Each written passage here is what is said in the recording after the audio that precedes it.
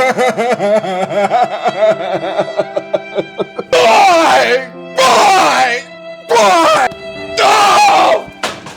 God! Oh, g'day MMA fans. G'day legends. We flew too close to the sun, boys. Things were too good in the MMA world. We were just simply eating too much. We couldn't sustain this much winning with all the news we were getting last week and how things went with UFC Seattle. The MMA gods are cruel and violent creatures that live off suffering and misery. And while we're all cheering for the news of Chad Puria moving up, actually daring to be great, you know, instead of holding on to his belt, he gives it away. News has dropped that Dan Hooker, in his words, has busted up me mitts, eh? Dan Hooker's blown out his knuckles on his hand, and he will not be able to fight Justin Gaethje at UFC 313. Now, I hesitate to make videos like this. I do. I've been doing this for a minute now. About a year I've been doing this now, and I've experienced what happens when news happens really quickly. By the time you jot down a couple of dot points, make a video, quickly cut it and edit it and put it on the internet, the news can change really bloody quick. So, as of recording this video, there is no new opponent for Justin Gaethje. However, things change very rapidly in situations like this, so we will see what happens as it happens. Look for updates, obviously, in your own Twitter. I'm not exactly the source of bloody breaking news here, but if something does happen, I'll update it down in the comments and pin it to the top of the video. That's the best we can do, mate. So, let us talk through what actually happened. Okay, how about we play Mr. Hooker himself, talking about what happened to the New Zealand media. Let's have a look at that now. One of these hands don't look like the other. One of the paws is not doing so well. What has happened in training? Just sparring last night, as I do, just letting some hooks go, just throwing some bombs down range, and just caught one of the boys on the top of the dome with my knuckle, and yeah. And then I didn't think too much of it, but they sent me off to get a CT scan. Had a little CT scan, and they told me that my hand is fractured. So yeah, I'll be sitting up back, and I'll be like, hey, because I can have one large glove and one 3XL, yeah. Please. They'll be like, what? God, I love that guy. I love Dan Hooker so much. I would still have fought, hey, busted me paw, hey. I was like, just give me a bigger glove. As much as I love Dan Hooker, I do love Dan Hooker, I also love Magomed Ankalaev, okay? I do believe that Magomed is an absolute pay-per-view superstar. And just as much as the general MMA audience knows the glory that is Magomed, there's also maybe a couple of people that have heard about his opponent, Alex Pereira, as well. But I don't think that either of them are big enough stars to carry a UFC pay-per-view on their own. You know, especially a UFC pay-per-view like UFC 313, yeah? Like, now that we no longer have Dan Hooker versus Justin Gaethje, the co-main event is either going to be Robert Green, Mr. Robert Green, who is a special character, or Amanda Lemos. No. Amanda Lemos is not a co-main event, nor is she a feature fight. No. The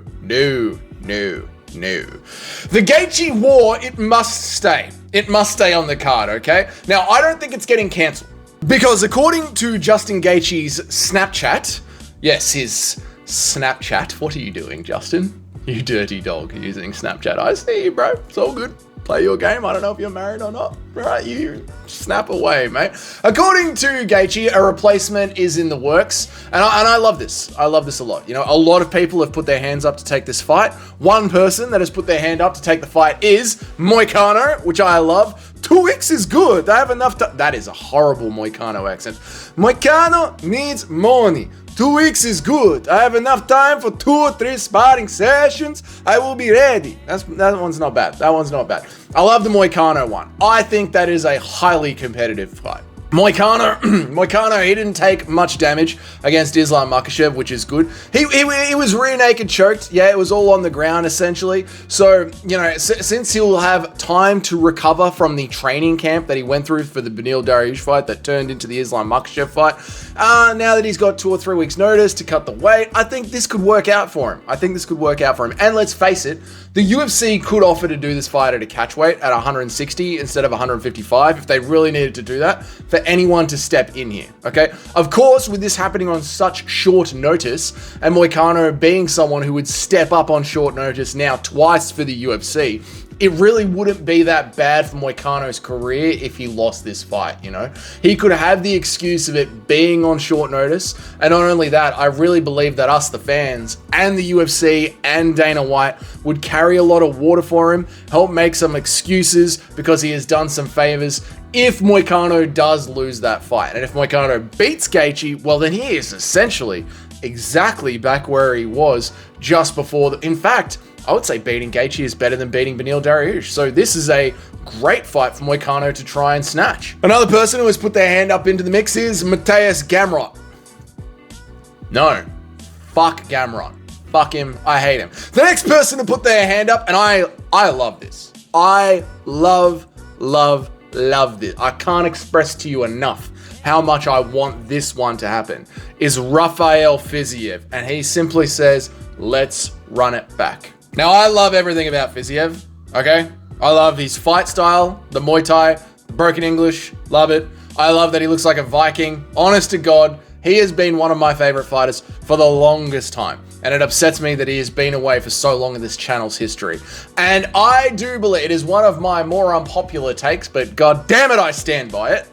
I believe that he won that second round based on damage. I do. I believe that he had beat Justin Gaethje in the past, fair and square. And to see him come back from an injury, especially against fucking Gamrot, to see him come back from an injury and step right back into a Gaethje fight, short notice, to me as a Fiziev fan, these are the moments, boys, that get my MMA juices flowing. These are the fights that keep me awake at night, thinking constantly about how the match is going to turn out, which way it's going to go. These are the ones that get me up in the morning, knowing that I'm a day closer to a fight like this happening. Isn't that sad, how much my happiness is placed in MMA? Not really. What do you want from me? What do you want from me? I am a drywaller, okay? I essentially turn walls into paid bills every day. MMA is my outlet, all right? Now, I love this fight. I really do. I like it. It's exciting. It's high stakes. It's certified bangers. It's a rematch of a fight that I think went the wrong way. So I will be throwing myself at the support of Rafael Fiziev. Now, lastly, we need to talk about the giant elephant in the room. And I'm not talking about the trunk hanging between my legs here. No, I'm talking about the elephant in the room, which is, of course, Ilia Topuria, okay? Last week, he did announce that he will be moving to lightweight. Now, for some reason, the UFC didn't announce that it's going to be Ilia Topuria versus Islam Makhachev. When Dana White was asked directly about this, he said there's multiple options for Ilia Topuria. I believe that Islam Makhachev is sick of you bastards ruining his legacy by constantly saying all he is doing is fighting featherweights. And I think they want Ilia Topuria to just fight one solid lightweight contender to help Islam Makhachev's legacy for when Islam Makhachev does beat Ilia Topuria. That is a fair enough thing to ask. I don't think Ilia is going to step in for Gaethje. He's going to step in for Hooker against Gaethje. But if he does, to give away his title and then to step up and fight Gaethje on 2 weeks' notice is so insane. It would be such an epic move. It is a all cards on the table move. The amount of raw Chad energy coming off a move like that. Look, Alex Pereira taking on Yuri Prohaska at short notice at 303 was cool. That was cool, but it was short notice for both fighters. Yuri was generally healthy, he was training, but he wasn't exactly locked in for a camp in a specific day, right? And Yuri is in the same weight class as Alex Pereira. What we're talking about is if Alex had flown to London and taken on Tom Aspinall at 4 a.m. in the morning on 2 weeks' notice, if Curtis Blades had dropped out, and there wasn't even an interim belt on the line. You know what I mean? Just for shits and giggles, mate. This is a different energy. It's a crazy moment that we're in. If Ilia Topuria takes this fight against Justin Gaethje, fuck me. The energy on that kid is insane. So, the UFC, it moves quick, okay? Stay up to date, boys. Buckle up. keep refreshing your Twitter accounts. You know, this fight is on here. I'm very excited to see what happens. I am devastated that we're missing out on an absolute certified banger. But with the people that are putting their hands in the air to fight Gaethje, either way, it's going to be fireworks. If the UFC can do it at a catch weight, so Gaethje's opponent isn't hindered too much, added fireworks. I really do believe we should try and make this at 160, just so we don't have a weight-drained opponent, so everything's sort of, okay, fairly, not even, because one didn't have a training camp, but, you know, just help out the guy helping out the UFC. As long as it isn't Gamrot,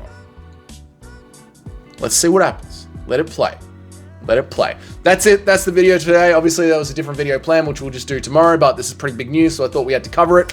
If it's your first time here, g'day. My name's Dougie. I try and make an MMA video every day of the week, Monday through Friday, and I go live about 3 times a week. If you want to know when all of that happens, you can hit the notification bell, you can hit the subscribe button. If you're interested in the live streams and you don't get notified about them, you can also hit me up on Twitter, okay? Dougie's Corner YouTube on Twitter. I post the link to every single live stream there, so you can follow me on Twitter if you don't trust YouTube.